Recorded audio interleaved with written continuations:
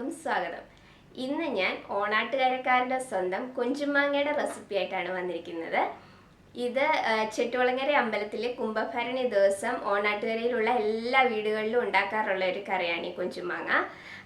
നല്ല സൂപ്പർ ടേസ്റ്റാണ്. ഈ ഒരു കറി മാത്രം ഉണ്ടെങ്കിൽ നമുക്ക് ചോറ് കഴിക്കാം. അത്ര സൂപ്പർ ടേസ്റ്റാണ് ഈ കറിക്ക്. അപ്പോൾ നമുക്ക് എങ്ങനെയാണ് കൊഞ്ചുമാങ്ങ ഉണ്ടാക്കുന്നതെന്ന് നോക്കാം. അപ്പോൾ കൊഞ്ചുമാങ്ങ ഉണ്ടാക്കാനായിട്ട് ഞാനിവിടെ 1/4 കപ്പ് ഉണക്കക്കൊഞ്ചാണ് എടുത്ത് വെച്ചിരിക്കുന്നത്. ഇത് ഞാൻ തല നുള്ളി കളഞ്ഞിട്ടെടുത്താണ്. അപ്പോൾ തലയോട് കൂടിയിട്ട് ഇതൊരു 1/2 കപ്പ് ഉണ്ടായിരുന്നു. തല നുള്ളി കളഞ്ഞെടുത്തപ്പോൾ ഒരു 1/4 കപ്പ് കൊഞ്ചുണ്ട്. ഇതിനി നമുക്ക് നന്നായിട്ടൊന്ന് വറുത്തെടുക്കണം. അപ്പോൾ അതിന് വേണ്ടിയിട്ട് ഞാനൊരു പാൻ ചൂടാവാൻ വെച്ചിട്ടുണ്ടായിരുന്നു. അതിലേക്ക് ഈ കൊഞ്ചിട്ട് കൊടുക്കാം. ഇനി നമുക്കിത് നന്നായിട്ടൊന്ന് വറുത്തെടുക്കാം. കരിഞ്ഞു പോകരുത്, ഒന്ന് ലോ ഫ്ലെയിമിൽ ഇട്ടിട്ട് വറുത്തെടുക്കുകയാകാവുള്ളൂ. അപ്പോൾ ഇത് വറുത്തതിന് ശേഷം നമ്മളൊന്ന് പൊടിച്ചെടുക്കും. അപ്പോൾ ഇതിപ്പോൾ തീരെ ചെറിയ കൊഞ്ചാണ് എനിക്ക് കിട്ടിയിരിക്കുന്നത്. അതുകൊണ്ട് ഞാൻ ഇതിനിയും വേറെ പൊടിക്കുന്നില്ല. അല്ലെങ്കിൽ നമ്മളിത് വറുത്തതിന് ശേഷം ജസ്റ്റ് ഒന്ന് ക്രഷ് ചെയ്തെടുക്കും. ഒരുപാട് പൊടിച്ചെടുക്കത്തില്ല, ജസ്റ്റ് ഒന്ന് ക്രഷ് ചെയ്തെടുക്കും. അപ്പോൾ ഇത് ചെറിയ കൊഞ്ചായതുകൊണ്ട് ഞാൻ അങ്ങനെ പൊടിക്കുന്നില്ല. അപ്പോൾ ഇതിനി നമുക്ക് നന്നായിട്ട് ഇതൊന്ന് വറുത്തെടുക്കാം. അപ്പോൾ ഈ ഒരു പരുവത്തിൽ നമുക്കൊന്ന് വറുത്ത് കിട്ടിയാൽ മതി. ഈ ഒരു പരുവത്തിൽ, ഒരുപാട് കരിഞ്ഞു പോകരുത്. അപ്പോൾ ഇനി നമുക്ക് ഇത് ഫ്ലെയിം ഓഫ് ചെയ്ത് വെക്കാം. ഇനി നമുക്കിതിലേക്ക് ഒരു അരപ്പ് വേണം. അതിന് വേണ്ടിയിട്ട് ഞാനിവിടെ 1/2 കപ്പ് തേങ്ങ എടുത്തിട്ടുണ്ട്.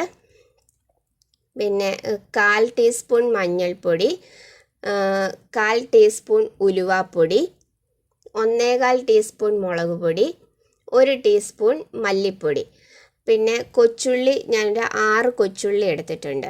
അപ്പോൾ ഇതിനി നമുക്ക് നന്നായിട്ടൊന്ന് ചതച്ചെടുക്കണം. ഒരുപാട് അരഞ്ഞു പോകരുത്, ജസ്റ്റ് ഒന്ന് ചതച്ചെടുക്കുകയാകാവുള്ളൂ. അപ്പോൾ അതൊന്ന് ചതച്ചെടുത്ത് കൊണ്ടുവരാം.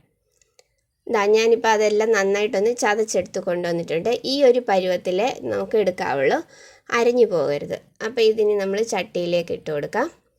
ഇനി ഇതിലേക്ക് ഞാൻ മാങ്ങ എടുത്തിട്ടുണ്ട്. ഇതിപ്പോൾ ഒരു ഫുൾ മാങ്ങയാണ് എടുത്തിരിക്കുന്നത്.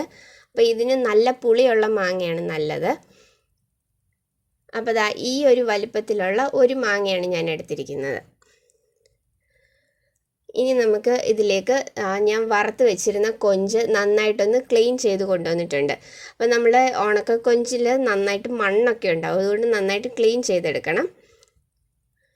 അപ്പോൾ അതും കൂടി ഇട്ട് കൊടുത്തിട്ടുണ്ട്. പിന്നെ 2 പച്ചമുളക് ഇതുപോലെ ജസ്റ്റ് ഒന്ന് കീറി അതും ഇട്ടിട്ടുണ്ട്. കുറച്ച് കറിവേപ്പിലയും കൂടി ഇട്ട് കൊടുക്കാം. ഇനി ഇത് നമുക്ക് നന്നായിട്ടൊന്ന് മിക്സ് ചെയ്തെടുക്കാം. അപ്പോൾ ഇതെല്ലാം കൂടെ നമ്മൾ മിക്സ് ചെയ്തതിന് ശേഷമാണ് നമ്മൾ കുക്ക് ചെയ്യാൻ വെക്കുന്നത്.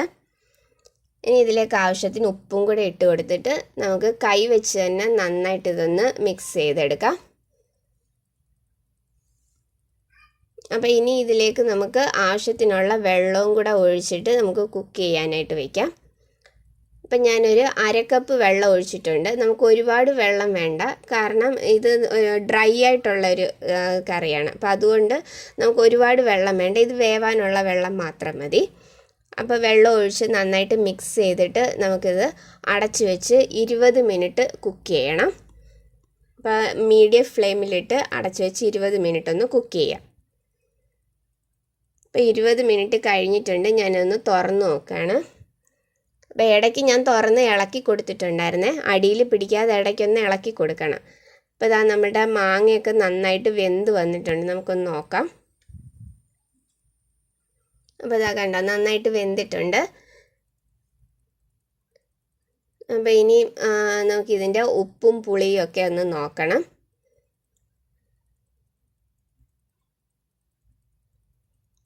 അപ്പോൾ ഇതിൻ്റെ ഉപ്പും പുളിയൊക്കെ ഒന്ന് നോക്കാം. ഉപ്പും പുളിയെല്ലാം ആവശ്യത്തിനുണ്ട്. അപ്പോൾ ഇനി നമുക്ക് 1 ടേബിൾ സ്പൂൺ വെളിച്ചെണ്ണയും കൂടെ ഇതിലേക്കൊന്ന് ഒഴിച്ചു കൊടുക്കാം.